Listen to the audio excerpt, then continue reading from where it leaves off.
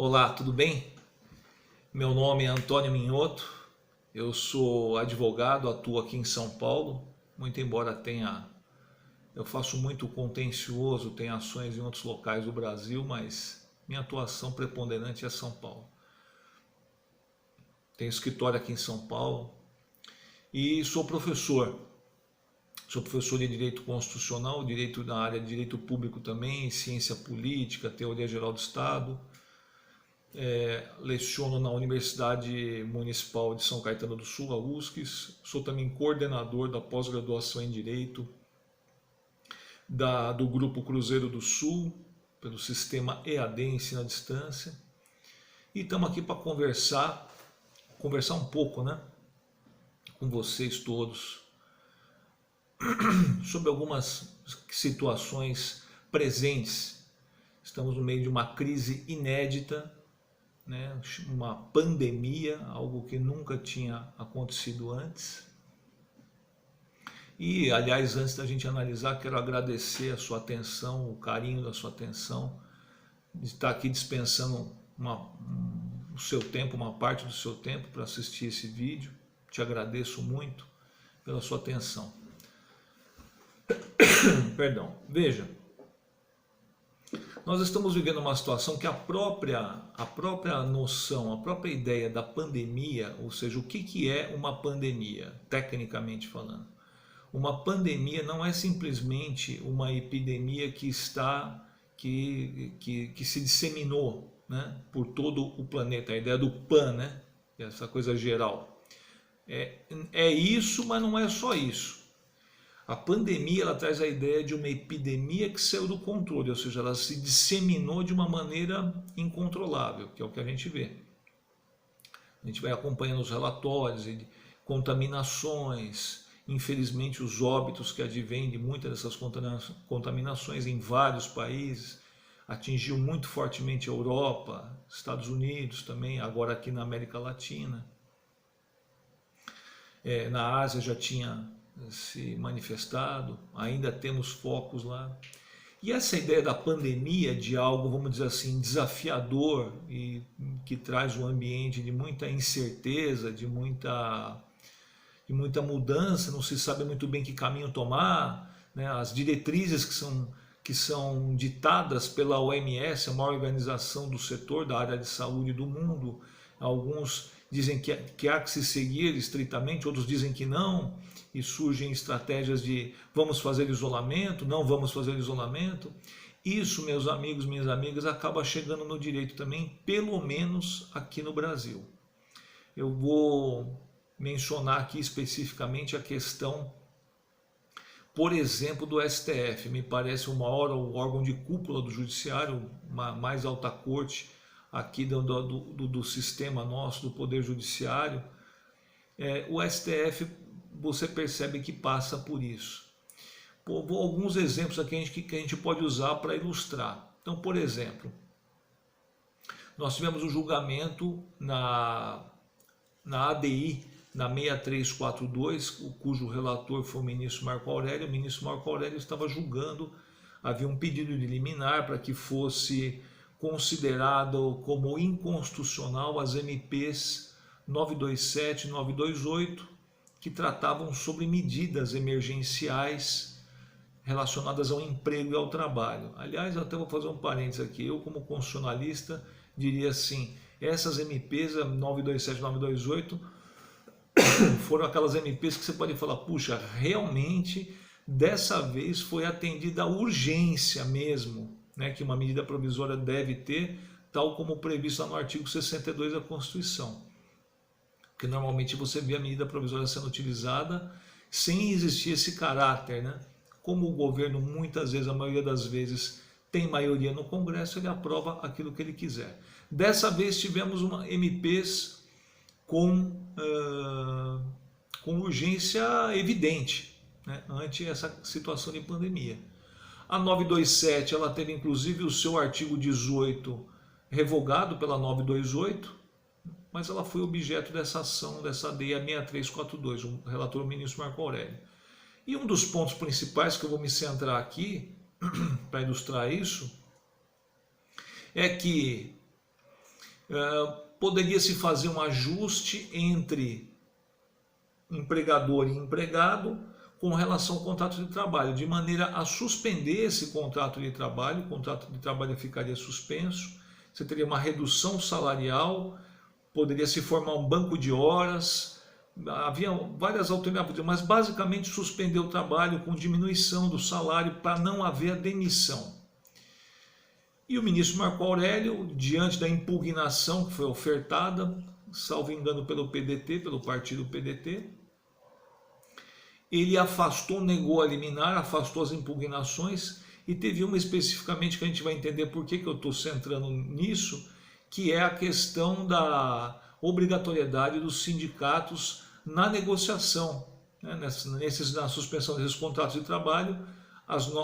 Tanto a MP 927 e 928 dispensavam essa presença, dizia que podia ser feito um acordo entre empregador e empregado, e que o sindicato seria simplesmente cientificado e 10 dias depois poderia até impugnar, mas de cara já ficaria homologada aquela alteração do contrato de trabalho. E o ministro Marco Aurélio disse que não tinha problema nenhum fazer essa restrição ou essa colocação, que seria uma negociação individual. Por que eu estou focando nisso? Porque mais à frente nós tivemos uma outra MP, que é a 936, bem mais ampla do que a 927 e 928, que aí você cria um programa, todo um programa dedicado à questão da regulação do trabalho, né, mas reiterando muitas ideias que já tinham na 927 e na 928, inclusive essa que nós acabamos de ver aí, que havia sido impugnada, relativo à suspensão do contrato de trabalho. Essa ADI foi uma outra ADI, o relator foi o ministro Ricardo Lewandowski, a ADI 6363, que impugnava, portanto, a MP 636. E o ministro Ricardo Lewandowski, ao contrário do seu colega ministro Marco Aurélio, ele concedeu parcialmente a liminar, e justamente no ponto mais sensível dela, que é esse que nós colocamos agora há pouco, dizendo, olha, para poder fazer a suspensão do contrato de trabalho com redução do salário, os sindicatos têm que se manifestar previamente, ou seja, sem a homologação do sindicato, o acordo não sai. Esse acordo que geraria suspensão do contrato de trabalho, com redução do salário e todas aquelas disposições, formação no banco de horas e tudo mais, ficaria na dependência dessa homologação.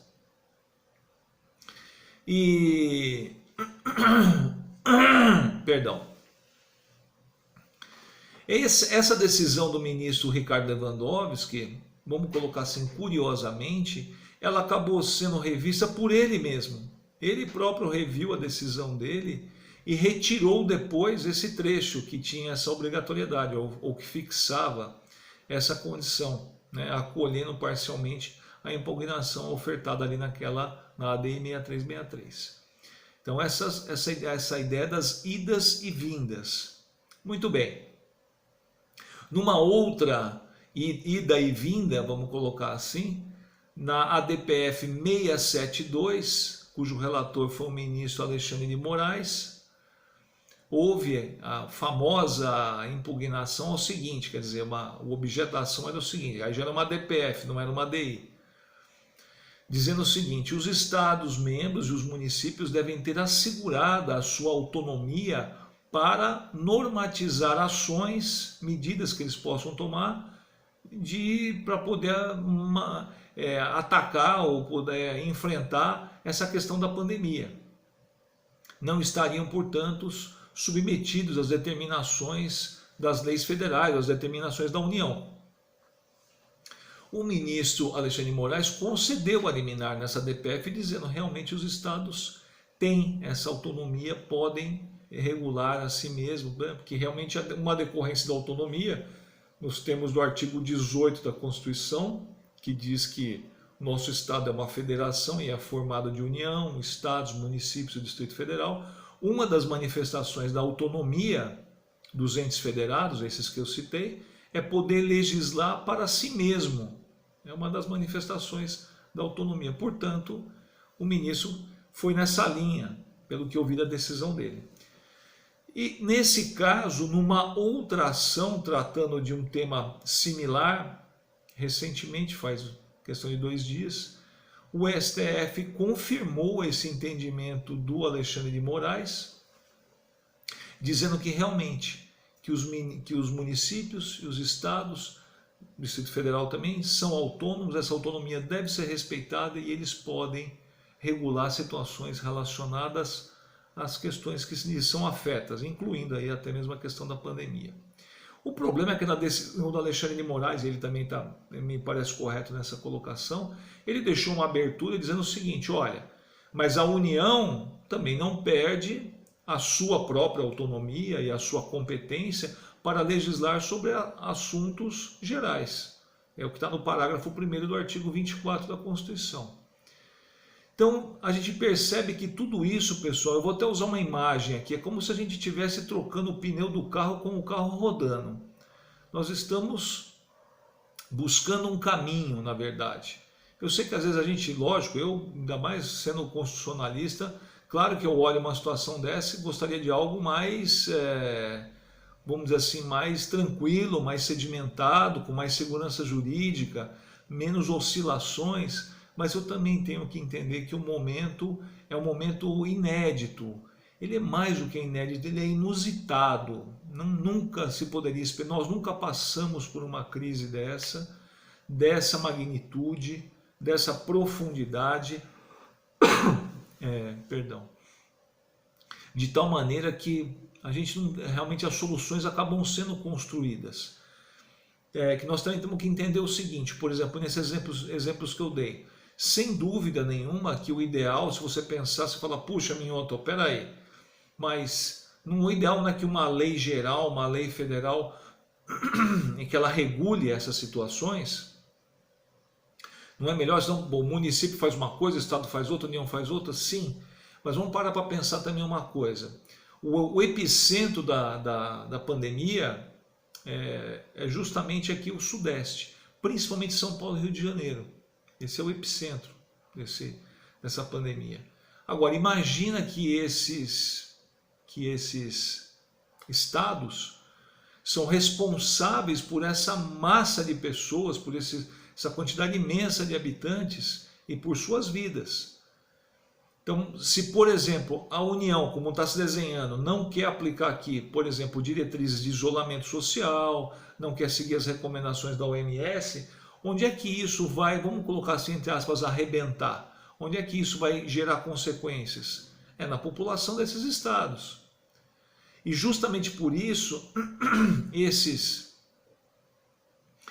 governadores, tanto de São Paulo quanto de Rio, quer dizer, João Dória e o Wilson Witzel, eles estão oferecendo resistência a seguir o que o governo está dizendo, que é não ter restrição, né? Não vamos abrir tudo, deixa as pessoas irem para a rua, vamos fazer a chamada isolamento vertical, né? Quer dizer, você isola só aqueles que são do grupo de risco, os idosos, os que têm comorbidades, então o sujeito tem diabetes, tem problema respiratório, problema do coração.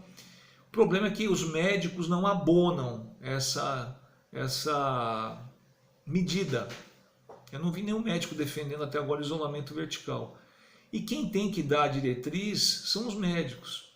É um outro problema que a gente também está seguindo. Eu vou abordar isso num outro vídeo, a gente conversar sobre isso, né? Para a gente poder se situar e ter uma análise pessoal mais técnica. Somos advogados ou somos bacharéis em direito no mínimo, mesmo que você fale, eu não estou atuando agora como advogado, mas você é bacharel em direito, estudou um pouco mais, você naturalmente vai ter um destaque. A gente precisa analisar toda essa questão de um ponto de vista mais técnico, isso é uma coisa menos apaixonada, eu acho isso, eu acho aquilo. Nós vamos abordar isso no próximo vídeo, mas essa questão do isolamento vertical, como eu disse, ela não é abonada pelos médicos. Tem médico, até outro dia vi uma médica que falou que isso é terraplanismo biológico, quer dizer, não tem uma sustentação aceitável. Falando um pouco sobre essa situação atual enfocando a parte do direito, mas analisando um pouco a situação que o Brasil passa agora, uma situação absolutamente inusitada com essa questão da pandemia. E uma coisa que eu queria abordar, pessoal, que passa pelo direito também, é uma coisa mais ampla do que o direito, ok, mas passa pelo direito também e nós, o direito, precisamos contribuir com isso. É assim, o meu pai dizia isso e na verdade é uma máxima que não veio do meu pai, os antigos falavam isso, né? Quem recebeu mais tem que dar mais. Então assim, quem teve mais condições na vida, principalmente no sentido de estudar, de poder se desenvolver mais nesse aspecto, tem que oferecer mais também para a sociedade. E oferecer mais significa também oferecer uma posição mais baseada numa racionalidade. Ser uma coisa menos, digamos assim, num sentido até pejorativo, numa coisa afetiva, do gosto, não gosto, acho isso, acho aquilo. Vamos pensar na nossa área. Já pensou você que é advogado, advogada, um cliente seu que é leigo em direito, ele ficar discutindo contigo qual é o recurso que você vai aviar para desafiar uma decisão que é contra os interesses dele, que você está patrocinando numa ação? Ou qual é a ação que você tem que entrar, ou qual é a medida que você tem que fazer, se você contradita ou não contradita uma testemunha, você vai olhar para o cara e vai dizer, escuta, mas você tem conhecimento na área? Não tenho, mas assim, eu só estou dando palpite mesmo. É óbvio que você vai dizer, calma amigão, deixa eu cuidar que a parte técnica eu conheço. Então nós estamos num momento agora, assim, o que eu acho perigoso é isso, está se politizando uma situação de saúde, né? Como eu repito, de uma pandemia. Não precisa botar comentário aí, me criticar para dizer, não, as pessoas vão morrer de fome. Claro que você tem que ter um equilíbrio, é evidente que sim. Não dá para simplesmente fechar tudo, passar tranca, mete o cadeado, vai todo mundo para casa, ninguém pode trabalhar, ninguém pode fazer nada. Não é isso. Mas você precisa ter uma ponderação de valores. Assim como não dá para trancafiar todo mundo em casa, não dá para soltar todo mundo simplesmente, faz o que bem entender, aglomeração, é show de rock, sertanejo e vão para balada e que se dane. Né? Como disse aí, infelizmente eu vou ter que mencionar o presidente dizendo que isso aí é uma gripinha. Já ficou provado que não é gripinha coisa nenhuma. Né? Gripe não leva à morte como está acontecendo, tem bastante gente morrendo, algumas pessoas morrendo. Tem que se ter respeito a isso. Pessoas que estão velando seus entes queridos, que estão adoecendo, alguns adoecem, nem todos morrem, claro que sim, mas estão adoecendo e alguns morrendo. Então é assim, agora o momento é das autoridades médicas. Claro que eu estou falando, elas vão ter que entrar num consenso, vão ter que ter um diálogo com outros setores, o setor econômico e tal, ok. Mas quem tem que dizer agora o que tem que ser feito é a área médica. E os argumentos que têm que ser trazidos também têm que ser argumentos técnicos. Se você tem um argumento técnico que é muito bom, que você acha que está fundamentado, ok, claro que sim, a discussão está aberta. Agora me preocupa um pouco essa coisa de eu acho isso, eu acho aquilo, baseado em coisas altamente subjetivas, idiosincráticas. O vírus comunista, puxa, por favor pessoal, eu não estou aqui para defender ninguém, nem esquerda nem direita, não é esse o caso. Mas, pô, vírus comunista, não dá. Tem certas coisas que nós, que somos o direito, nós temos que ser aquele ponto de ponderação. Quando você estiver no meio de uma discussão, a coisa for caminhar para esse lado, você fala, olha, você pode até se retirar se você quiser, tudo bem, mas se você está participando, eu falo, pessoal, vamos conversar dentro de uma razão equilibrada. Se começar na base de teoria conspiratória, vai ficar muito mais difícil. Bom, o fato é que, absolutamente sem não tenho nada contra o nosso presidente, Jair Bolsonaro, nada. Mas o fato é que ele contribui bastante para uma coisa que já é instável ficar mais instável ainda. Veja que, exatamente hoje, quando eu estou gravando esse vídeo, o ministro da Saúde, o Luiz Henrique Mandetta, foi demitido. Né, e vai ser dado posse a um novo ministro, que é o Nelson Teich.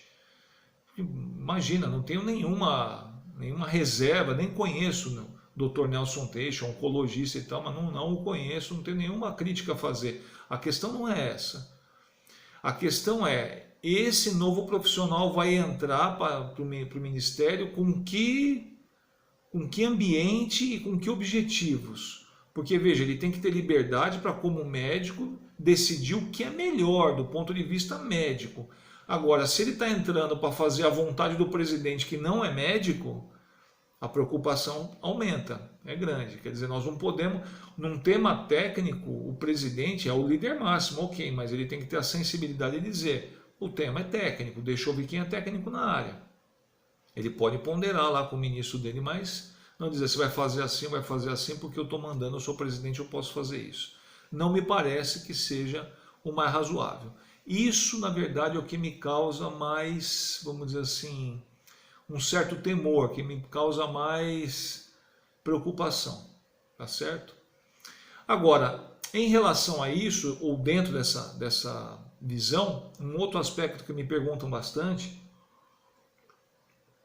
tanto gente da área do direito como clientes, tudo bem, tem uma procura maior agora mesmo na pandemia. Bom, nós estamos com processos eletrônicos, né? Então, na verdade, muito embora o judiciário esteja praticamente parado para os processos normais, para aquilo que foi emergencial, ele está se manifestando. Então, me procuram clientes, me procuram colegas para trocar ideia, conversar, falando, bom, Minhoto, como é que vai ser agora em relação, por exemplo, aos contratos, né? Contrato de locação, por exemplo. Porque você tem de um lado, já tem juízes concedendo liminar, tutela de urgência, tutela da evidência, para suspender a exigibilidade de aluguel. Você veja, por exemplo, o shopping. Os shoppings estão fechados até 29 de abril, agora, por decreto. Não pode abrir. Então, se você tem uma loja de rua, você ainda pode tentar, eventualmente, agora não estou vendo muito não, mas se acontecer, você entrar com uma liminar, de repente o produto que você trabalha, para você abrir, trabalhar, eventualmente, eu até acho que isso vai começar a acontecer mais a partir de maio. Eu acho que abril é um meio, vamos colocar uma deadline, entendeu? Depois a pressão vai ser muito grande. Mas se tiver uma loja de rua, ainda tudo bem, você vai conseguir algumas alternativas para você se movimentar. Se você tem loja em shopping, não tem o que você fazer. Eu tenho um cliente que tem 12 lojas em shopping, na Grande São Paulo. Ele botou, uma parte dos funcionários conseguiu botar em férias e outra parte ele simplesmente demitiu. É difícil, a situação é dramática. Então veja, o shopping está fechado e vão reabrir. Então tem muita gente entrando com medidas para não pagar aluguel, para não pagar condomínio, nem fundo de propaganda, porque o shopping está fechado, não tem como você fazer isso. Os shoppings, por sua vez, tem uma conduta um pouco, não é uma conduta homogênea. Tem shoppings, inclusive, não sei dizer agora quais seriam os administradores, mas já chegou a minha notícia de shoppings que já estão entrando com ação de despejo. Eu acho, minha opinião, uma temeridade do ponto de vista técnico, eu acho uma temeridade por parte dos shoppings. Eu acho que os juízes vão negar esse despejo, ou seja, não vão caracterizar a mora, porque para ter despejo por falta de pagamento, estou pensando no despejo por falta de pagamento, você tem que ter a mora caracterizada, não pagou aluguel. Agora, se é inviável para o locatário pagar o aluguel, especialmente em shopping, o shopping está fechado. Como que o locatário vai pagar o aluguel se a loja dele não está funcionando, não tem faturamento zero? Me parece um pouco difícil que o juiz acolha a pretensão de despejo articulada pelo shopping, minha opinião. Não tem nenhuma decisão até agora para dizer para vocês, eu vi essa notícia, não sei se foi hoje de manhã ou ontem à noite.